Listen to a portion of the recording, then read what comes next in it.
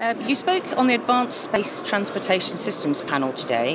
What do you see as a promising development in transportation methods for future space exploration programs?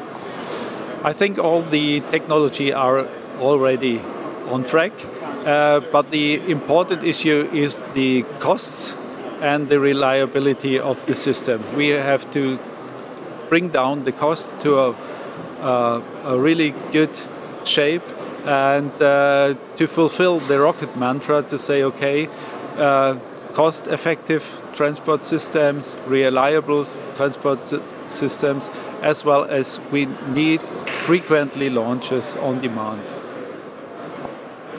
What trends or technologies in general do you think we're going to see more of in the next few years? Oh, that is the lander technology. So if we go to the moon and come back and go back to the moon and so on, we have a frequent trip between the moon orbit and the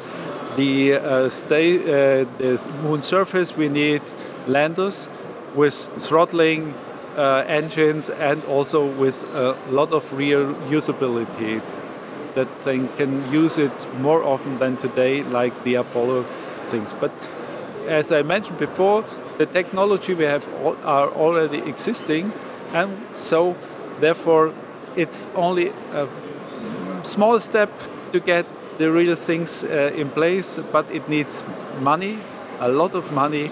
And if you heard around here from the speakers in the last days, they want to have also investment from the industry, as we called it in Europe, private partnership, and this is the real question, how we can save the money for the new technologies needed. Okay. How important is international cooperation for space exploration programs, and why? In the past, there was a race to the moon between the Soviet Union and the US. Then there was some junior partners growing up, Europe, now well established, as well as India. But at the end, the costs are so dramatic, so high. If I will go to the moon regularly and also beyond to the Mars, we can only do it together. So we have to merge all the existing things together and combine our forces in the different countries to one point, to one idea, to one mission. As the ESA DG, Mr. Werner, said, he wants to have the European Union space. So let me say, in future, we have to go together and we have one union in for the space. Why is attending this event so important for your organization? For us, we have the possibility to join with the industry very closely, and also we can present our technique and developments to the suppliers who are here today.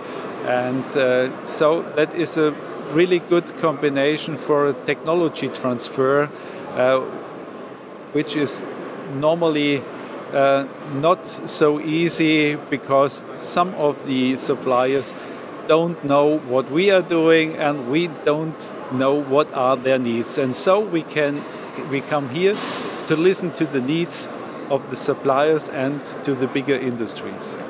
We've noticed that there have been a lot of young people here, and I think, taking interest in stands, and also companies say they come here to meet, the next generation of engineers and scientists.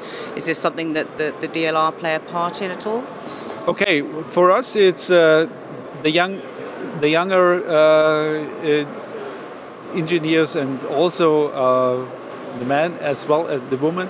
They come to us because we are offering a broad field for research and development. We have not only the space, we have also the aeronautics in-house, we have the transport, we have the energy, as well as the security aspects. And therefore, if they have an idea, they can work on a concept, they can bring it with us, or they can work on a project, and we can find the synergy between all the 5 themes we have, under our roof, and so we can offer to the young engineers and also to other scientists things you are gathered today under the keywords mobility, health, as well as